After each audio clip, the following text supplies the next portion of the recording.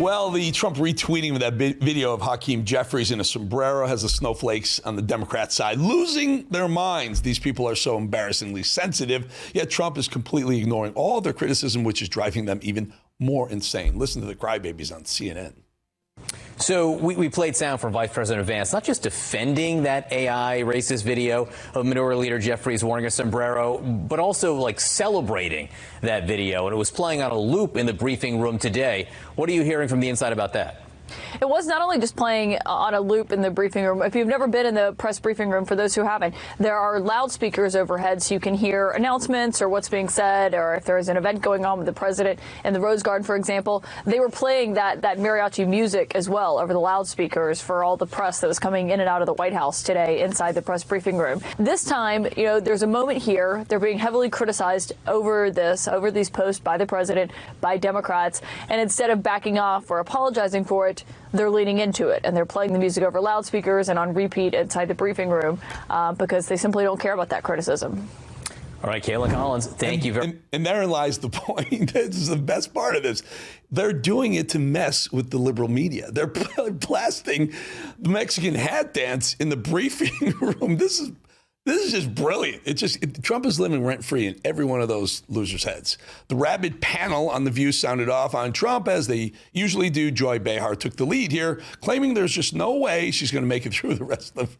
Oh, please, please, please leave, Joy. Please leave with that other Rosie O'Donnell nut job and Ellen DeGeneres. Watch this meltdown. If you guys think that we can survive another 3.5 years of this, I think you're delusional. Every day there's some nihilistic thing. Tuesday, Joy. Can we not start there? I hate to be Debbie Downer, but every day this guy is undoing something in this country that we value. Every day. Every day is a shock and awe here.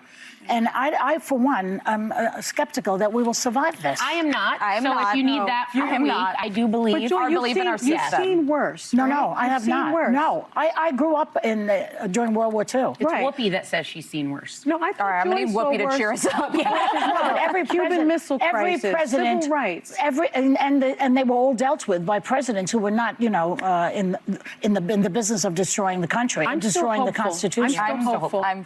I mean, we always had presidents who followed the law, including Nixon. As bad as he was, he had respect for the Constitution.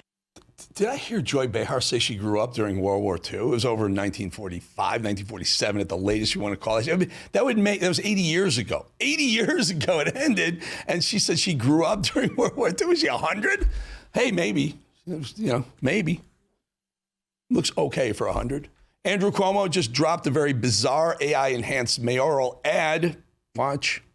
Cuomo, and I could pretend to do a lot of jobs, but I know what I know, and I know what I don't know. And I do know how to make government work. I'll hire 5,000 new cops to partner with local community groups and keep our families safe. And we'll get the homeless off the streets and into the help they desperately need.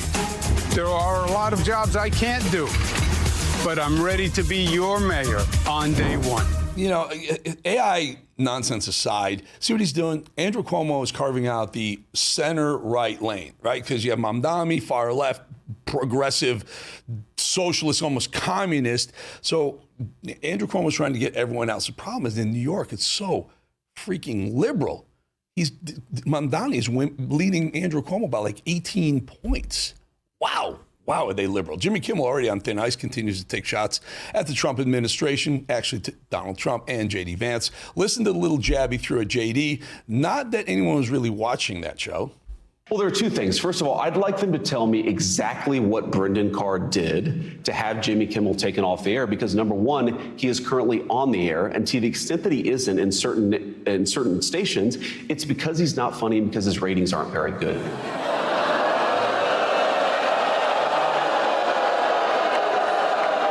Some good news for you, J-Dog. We're back on all the stations. He's currently on the air, and to the extent that he's not, it's because advertisers don't like him because his ratings aren't very good. My ratings aren't very good. Last time I checked, your ratings were somewhere between a hair in your salad and chlamydia. In 3.5 years, I'm not the one who's going to be doing mascara tutorials on YouTube. Well, we like to do numbers around here. Here are the numbers. It costs about $15 to $20 million a year to produce that show. That produces 126,000 people in the demo nightly. A good example, Greg Gutfeld probably does double that number nightly with a fraction of the budget of Jimmy Kimmel. It's not long. He's not long for the airwaves. Had nothing to do with Brendan Carr and the FCC. Had nothing to do with them. They took him off the air because people were ticked off at Jimmy Kimmel. They put him back on for whatever reason, political reasons, but it won't be long. At 126,000 demo viewers, $15 to $20 million a year to produce it. Won't be long before he goes bye-bye too. Ben, can we jump down to Rosie O'Donnell? I think it's 2 below this. Yeah, there you go. Let's do that. Rosie O'Donnell, a deranged psychopath. We know all about her. Calling for the military to overthrow the government. Take a listen. Now trying to turn our country into a dictatorship, an authoritarian nation, which we are not and we won't stand for. And did you see those unhinged speeches that he and Pete gave to all the generals in the armed forces? Did you see their faces? They did not look happy. They didn't look pleased. They didn't cheer their commander-in-chief. They're our last hope. The American military, these lifelong public servants whose job was to protect the U.S., and the Defense Department, not the War Department, no matter what you say. It's never going to be the War Department in America. He can't rename things just because he feels like it and change the essence of what they are. Boy, is he a crazy mother. So first of all, the military is wildly behind Pete Hegseth and Donald Trump. You're nuts. 2, aren't you in Ireland? What do you care what's going on? Can't you just stay there and stay out of what we're doing here? It's so nice to have you there. I'm so glad not to have to see you on TV. I don't know why I had to watch you on digital spewing nonsense about having the government, military overthrow our government. It's the other way around, my dear. The government and the military are together, working together right now. Throw liberals out of the country, maybe like you.